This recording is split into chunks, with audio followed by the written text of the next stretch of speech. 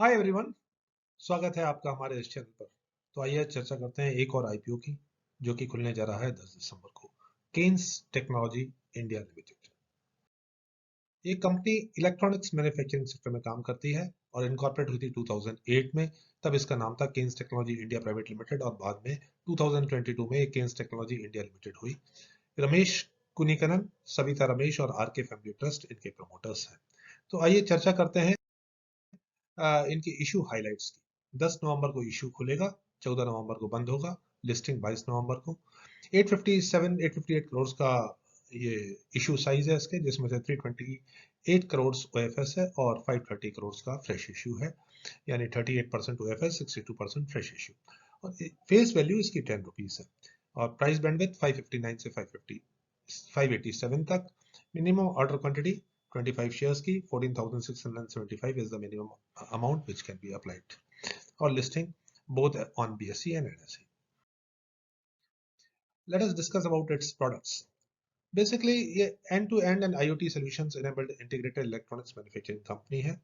तो 90% बिजनेस इनका जो है मैन्युफैक्चरिंग और से आता है, बाकी 10% सर्विसेज सेक्टर से भी आता है।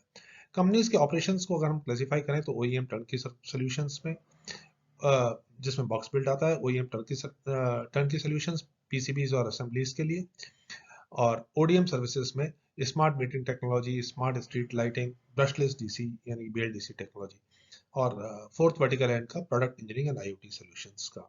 और कंपनी कंसेप्चुअल डिजाइन से लेकर प्रोडक्ट इंजीनियरिंग सर्विसेज तक इंडस्ट्रियल और कंज्यूमर सेगमेंट्स में काम करती है। कंपनी की 8 मैन्युफैक्चरिंग फैसिलिटीज हैं और जो कि स्प्रेड है कर्नाटका में, हरियाणा में, हिमाचल प्रदेश, तमिलनाडु और उत्तराखंड में। अगर 2022 जून की बात की जाए, 9 महीने की, तो इन्होंने इस पीरियड में 229 कस्टमर्स 21 कंट्रीज में ग्लोबली अपने सर्व किया है और 871 वेंडर्स के साथ ये काम करते हैं, जिसमें से नॉर्थ अमेरिका, यूरोप, सिंगापुर और लोकली फ्रॉम इंडिया भी सोर्स करते हैं। इनके एसेट्स की बात की जाए तो 378 करोड़ से बढ़कर 622 करोड़ हुए हैं लास्ट 3 इयर्स में। पहले 11% का जंप, फिर 48% का जंप। अब इनके रेवेन्यू और प्रॉफिट की बात कर ली जाए तो रेवेन्यू उनका 370 करोड़ से बढ़कर 425 करोड़ हुआ, फिर 710 करोड़, एक अच्छा जंप 67% का 21-22 में over the previous year. Profit margin 3%, 2%, 6%, 2% से 6% हुए हैं और प्रॉफिट्स 9 करोड़ से 10 करोड़, 10 करोड़ से 42 करोड़, लगभग 4.3 टाइम्स का जंप।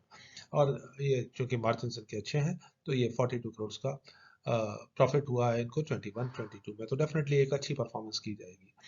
लेकिन इसमें एक डेफिनेटली ध्यान देने की बात यह है कि एक साल में एक बहुत अच्छा जंप मिला है और ये ग्रोथ कंटिन्यू रह पाती है नहीं पाती है, कंपनी के लिए एक चैलेंज रहेगा। अब अगर हम इनके क्वार्टरली परफॉर्मेंस की बात करें तो 200 करोड़ के टर्नओवर पर 5% मार्जिन के साथ 10 करोड़ का प्रॉफिट रिपोर्ट किया है, तो अच्छे मार्जिन रहे हैं यहाँ पर। अब इनके अदर पैरामीटर्स की अगर हम बात करें तो जो ईपीएस मार्च 20 में 2.32 था, वो जंप हो गए 8.93 हुआ है और average return on net worth last 3 years का 14.21% है। कंपनी हालांकि प्रॉफिट्स में रही है, लेकिन अभी तक इन्होंने कोई भी डिविडेंड नहीं दिया है। अब अगर इनके पेयर्स की बात की जाए जो इन्होंने अपने आरएचपी में दिए हैं, सिरमा, एसजीएस, जिनका कि अभी नेगेटिव में है तो ईपीएस पी नहीं है, डिक्सन टेक्नोलॉजीज और एम्पर एंटरप्राइजेस, ये 116 और 53 के पी के आसपास ट्रेड कर रहे हैं। और इसकी अगर हम फाइनेंशियल 22 अर्निंग्स के बेसिस पे देखते हैं तो इसका जो पी है अराउंड 65 के आता है। तो डेफिनेटली एक स्ट्रेच वैल्यूएशंस पे ये दे रहे हैं। इसके बाद हमें डिसाइड करना है इस कंपनी में हमसे को इन्वेस्ट करना है या दूर रहना है। स्ट्रेंथ्स की बात करें तो it has established a niche place in this segment. Global certifications हैं इनके पास for each industry vertical, catered to and multiple facilities across India with advanced infrastructure, strong supply chain है, सोर्सिंग नेटवर्क है, track record जैसा कि हमने देखा financial performance का अच्छा रहा है इनका। अब वीकनेसेस की बात की जाए तो टॉप 10 कस्टमर से 50% से ऊपर इनका बिजनेस जो टॉप 10 कस्टमर से आता है, 53%, 46%, 51% अगर 20, 21, 22 की फिस्कल्स की बात करें। लेकिन कोई फर्म कमिटमेंट नहीं है और ऐसा कोई एग्रीमेंट नहीं है कस्टमर्स के साथ। कंपनी जिस सेक्टर में काम करती है तो वहाँ पे इंक्रीजिंग कंपटीशन है, इलेक्ट्रॉनिक सिस्टम डिजाइन में और मैन्युफैक्चरिंग में भी। it has reported that it had negative net operating cash flows in the past, 20 में 21 में, and may continue to have negative cash flows in the future. ये इन्होंने RHP में को declare किया है.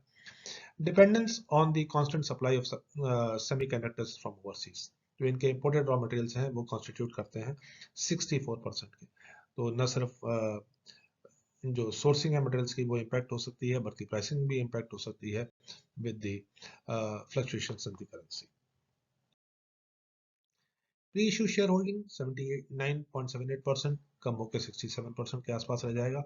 एवरेज कॉस्ट ऑफ एक्विजिशन अगर हम बात करते हैं शेयर होल्डर्स की या प्रमोटर्स की तो 25 पैसे से 73.94 रुपीज तक है. और objects for repayment and prepayment of the certain borrowings, funding capital expenditure on the existing facility, investment in wholly owned subsidiary, funding working capital requirements और general corporate purposes. Retail investors के लिए एक अच्छा कोटा है 35% का. अब इस कंपनी में करना क्या है? Strong top and bottom line से जैसे कि हमने देखा, लॉन्ग टर्म रिलेशनशिप्स है with large and diversified customer base but no long term contracts. Focus on full product and box build capabilities. They have leveraged the research and development capabilities और अपने products को इन्होंने diversify किया है, value added services add किए हैं. यहाँ पे अगर नेगेटिव साइड पे देखें तो टॉप 10 कस्टमर्स जो हैं, जैसे कि हमने देखा अराउंड 50% या more than 50% of revenues top 10 customer से आते हैं. और इश्यू जो है वैल्यूएशंस के बेसिस पे ये लगता है कि फुली प्राइस्ड है. तो डेफिनेटली इतने सारे आईपीओ आ रहे हैं, लगभग अगर फर्स्ट हाफ की बात कर लें इस मंथ में तो 9-10 आईपीओ हो जाएंगे टोटल मिला के. तो काफ़ी रश है, जबकि मार्केट में, प्राइमरी मार्केट में तो जो रिस्की इश्यूज हैं उससे दूर रहना ही बेहतर रहता है. लेकिन जो इन्वेस्टर्स रिस्क ले सकते हैं वो डेफिनेटली इसमें इन्वेस्ट कर सकते हैं और लिस्टिंग के बाद डिसाइड कर सकते हैं कि क्या करना है. और जो सेफ्टी फर्स्ट इन्वेस्टर्स हैं, अच्छी अपॉर्चुनिटीज़ हैं प्राइमरी मार्केट में भी, सेकेंडरी मार्केट में भी. तो इस इशू से जो सेफ्टी फर्स्ट इन्वेस्टर्स हैं वो दूर रहें तो ही अच्छा रहेगा. Thank you very much friends. Thank you very much. Wishing you a very happy investing both in primary and secondary markets. Thank you.